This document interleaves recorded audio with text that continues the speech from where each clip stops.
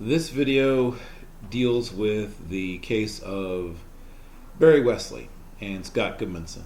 Barry Wesley, as some of you may know, is a 21-year-old redshirt junior at Colorado State University.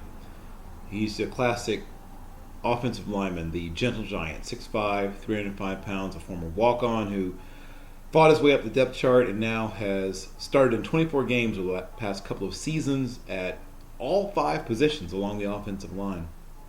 This past summer, he took a job in the Loveland, Colorado area as a sales associate, entry level, in roofing sales. And on his first day in the field, they were in, as I said, Loveland, an area that is 85% white. He was going door to door. They confronted an individual, or rephrase, an individual confronted them, a gentleman who identified himself as a former police officer, who had a no soliciting sign, pointed at the sign, yelled at them, accused them of being members of Antifa. They showed them their identification. He backed off a little bit. They went on about their rounds. The next day, they went to a different part of the same neighborhood and were doing what they were doing, trying to get people to allow them to give them quotes, the things you do when you're involved in that type of sales. At one point, Goodmanson had tracked them down and at that point was wearing essentially tactical gear with a couple of Glocks on him. He confronted them again, once again accused of being members of Antifa, even though Farrell was white and, of course, Mr. Wesley is black.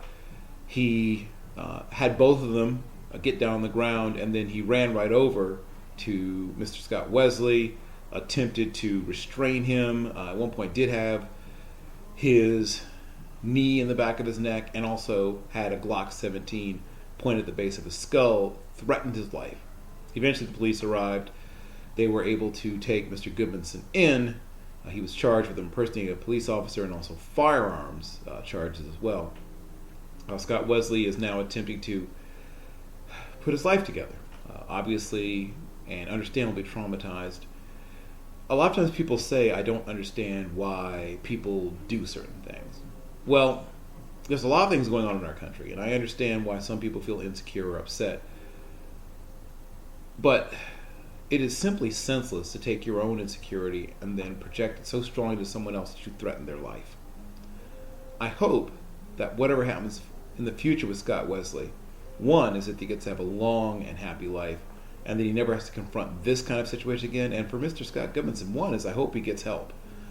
This is a person who I truly believe isn't so much an evil person, but as an ill-informed person and a dangerous person. So I urge that people take this kind of thing seriously. If you know someone who, one, is heavily armed, and two, is a person that strongly believes that there are people always around them, doing something or conspiracies, and not that conspiracies don't exist. I mean, there are some things that are legitimate, but vigilantism has been proven again and again.